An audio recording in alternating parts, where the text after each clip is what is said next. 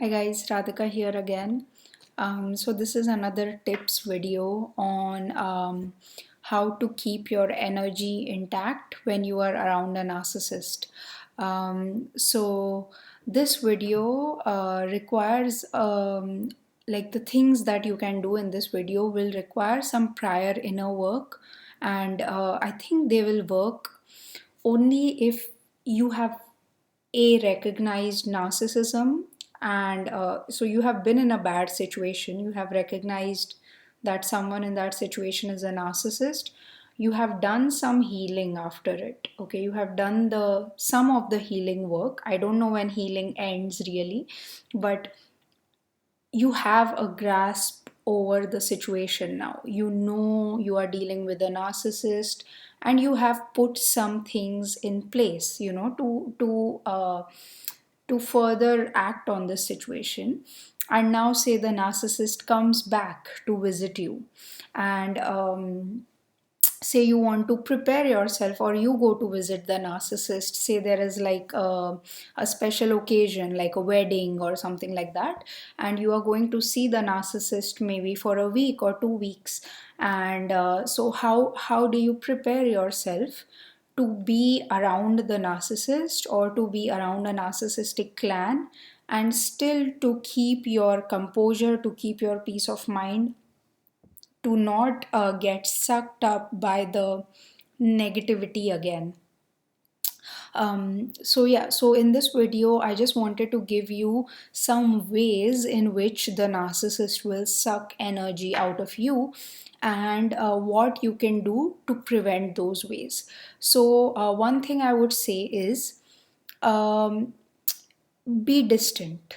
Make it very clear that you are distant. Be kind of like an island that only some people can reach, and don't be apologetic about it. You don't have to be a people pleaser, you don't have to please everyone even if you don't like them. So you are entitled to an opinion. If you think that someone is invading your personal space, and someone is not being respectful to your feelings, your thoughts, your energy, your emotions, you have 100% right to behave in the way which is appropriate for you, which is productive for you, which safeguards your energy. And you don't have to feel apologetic for it, and don't let anyone make you feel apologetic for it. So you have to have this strong conviction in place, and know your priorities. So if it's just you in that situation, then you are your priority. But if you have a child in that situation, then you and your child are probably your priorities. So you will have to be responsible for your well-being as well as the well-being of the child. So yeah, so you have to keep these two things in mind, and you have to know that your child is your priority. So sometimes you might have to sacrifice your energy, your own well-being little bit for your child, because you will have to be near the narcissists, even though you don't want to be, but because your child is in that situation, you would want to keep an eye on your child. If your spouse is not present, or something, some a situation like that comes up, so you can be ready for that situation. You will have to be there for your child, and you will be, I think, even more in your power if your child is there, because sometimes we can give up on our energy, but if we see someone doing something to our child, we are more like, in that um, fight or protective kind of a mode. Okay, so let me just enumerate in which ways the narcissists will try to get your energy. And you can, so what you can do is, as soon as you see one of these things happening, recognize it, and try to counter it. And countering it is really easy. It's basically not engaging. So sometimes we get carried away and we do get involved in a conversation.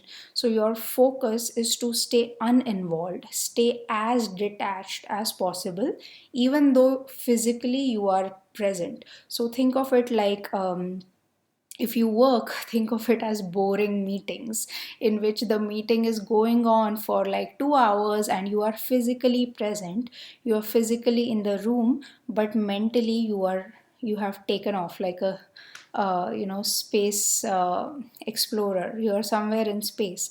So similarly, maybe you are near a narcissistic clan. You can be in your happy place. You don't have to be physically, energetically, as well as mentally present there. You can be completely somewhere else. We have so many bodies. We have an emotional body, we have an astral body. So we do feel that physical body is the only body we have, but you can be somewhere completely different in your thoughts. Okay, so you are not present over there. So yeah, so basically, let me enumerate the points. The first thing in which they will try to steal your energy is by putting blame. Okay, so this can be for small things, like this can be like, who put this glass over here? As soon as you get involved in that, you are spending your energy in explaining that, okay, I put the glass down there, and then they will be like, oh, but it's better that the next time you put it here and there, and then they will go on in a big explanation about it, that why you shouldn't have put. So it's like really energy sucking. And it's a small thing, but every small thing will be made into a big thing, and all the blame will be placed on whoever has done it. So, this is one way in which energy vampires, or their narcissists, are also called energy vampires, because they need energy from people around them. They can't stay alone because they don't have enough energy to stay alone. They need to steal energy from people around them. So, this is one way in which they get energy. So, they will ask for a response from you and keep you engaged in that conversation, and slowly that conversation will turn into like an ego issue, a pride issue, something that you are a little bit insecure about yourself, that will come out. Or it will just be pure control, like, why did you do this, why did you do that? It's always like questioning, as if you are in a courthouse and you are just being like questioned again and again. So yeah, so they will put blame on you. In that case, know that you are not to blame. If they say something, just say, I put it there, and walk away. Even if you don't walk away, they say 5 sentences, just feel that they just spend so much of their energy and don't even listen to those 5 sentences that they said. um, Okay, so the second thing is putting responsibilities. So they will make you responsible for some things. So they will say, okay, do this or do that. In that case, be very clear, do not do anything. If it is not required, don't do anything. In my house, it's as simple as, make some tea. Okay, so it's a task, right? It requires energy. You are sitting, you are doing something, but no, they want you to make the tea. Why can't they make it themselves? So you have to, don't take on extra responsibilities than you have to. Okay, the bare minimum, whatever is required, you do it. But if you do that, and if you are willing to do more, they will just keep on putting more and more and more responsibilities onto you. And you have complete right to say, no, I'm too tired. Just say that, I'm too tired, I don't want to do it. Can't you make it? You can just ask them. And so yeah, that is the second one, taking on responsibilities or putting responsibilities onto you. Third is the same thing, basically making you work. Okay, so responsibilities is not always like a physical task. It could also be like, why didn't you do that?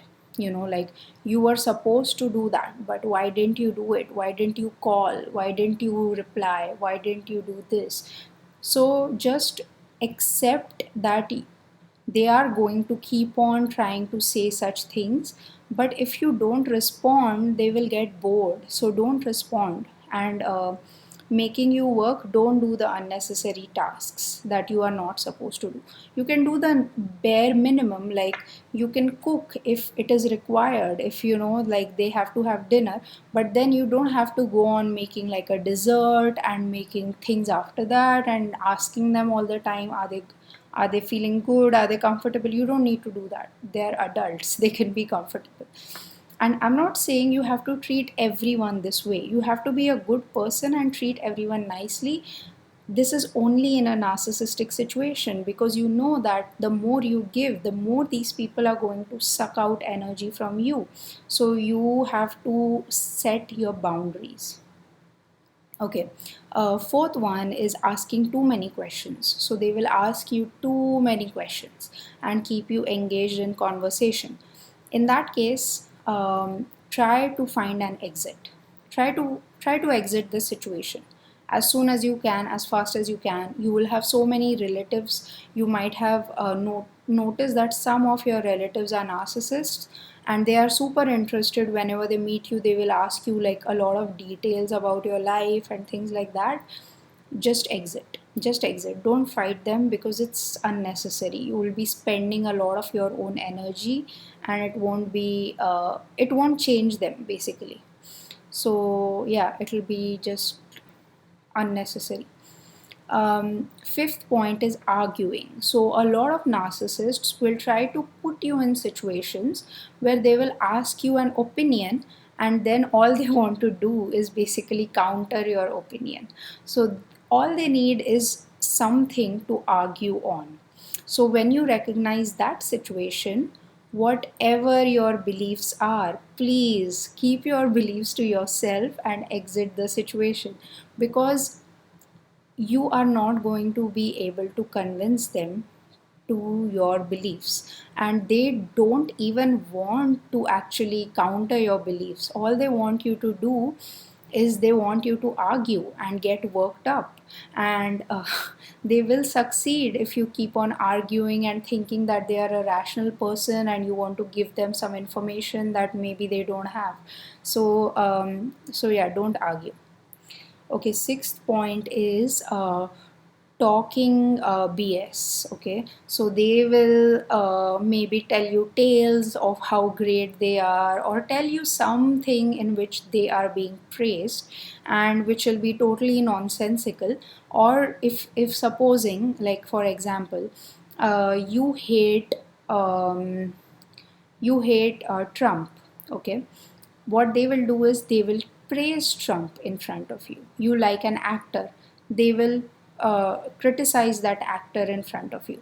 Whatever part of your personality they know, they are going to tell you the opposite. Okay, tales of the opposite. So you have to recognize this, and you have to, like, get a pair of headphones, keep them ready, and make a playlist on your phone.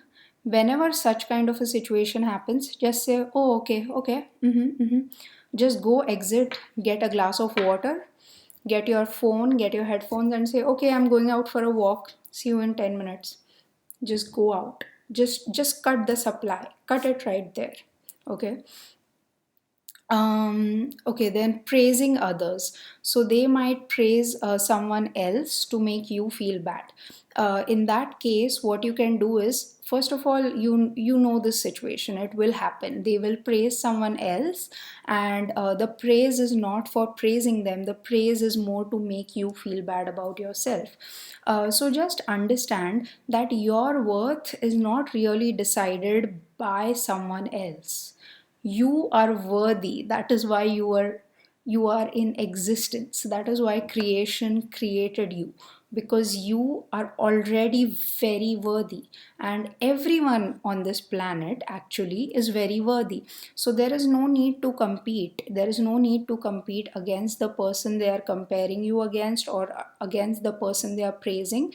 There's absolutely no need to compare anyone to anyone in this world. Everyone is good in their own place, and if you know this worth that you have, you are born with this worth. You just have to realize it yourself. Then it really doesn't matter whom they praise. It really doesn't, and you don't even have to, like, think about the person that they are praising. Just feel like, oh, good for them.